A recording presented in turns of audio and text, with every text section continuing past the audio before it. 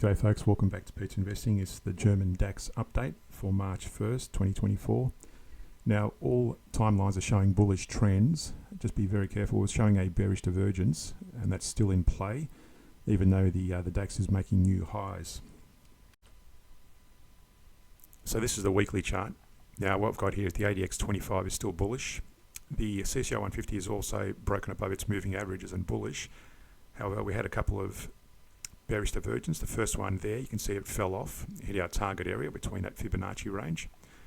And a second longer one, if that's still to be in play, that's still, that CCI 150 is still lower than that point there, although the highs are higher than that point on the price chart.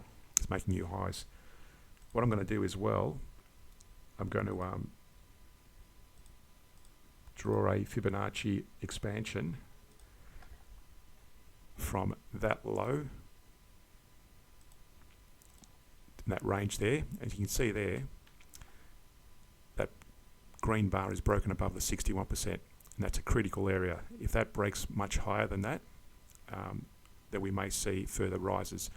At the moment, if it could actually still bounce down in the next 24 hours, it could actually break to the low side. So we'll keep an eye on that, but that's a key area in terms of Fibonacci expansion or retracement.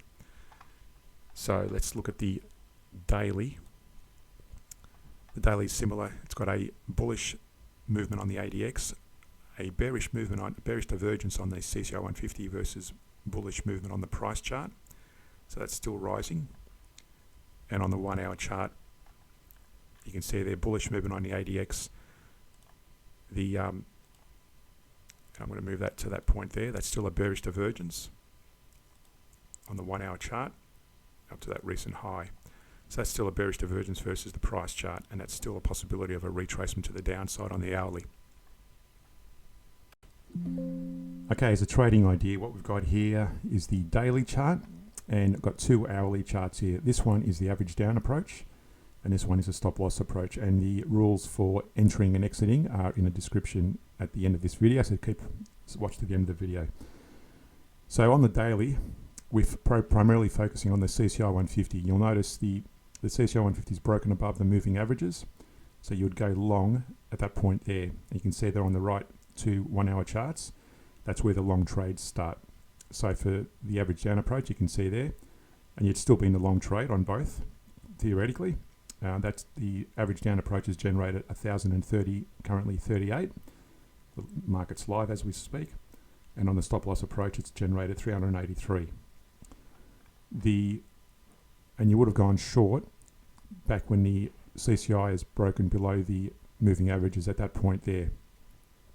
So actually when it breaks below, that's still on the moving averages. So when it breaks below there, right at the very bottom there, that's where you would have gone short.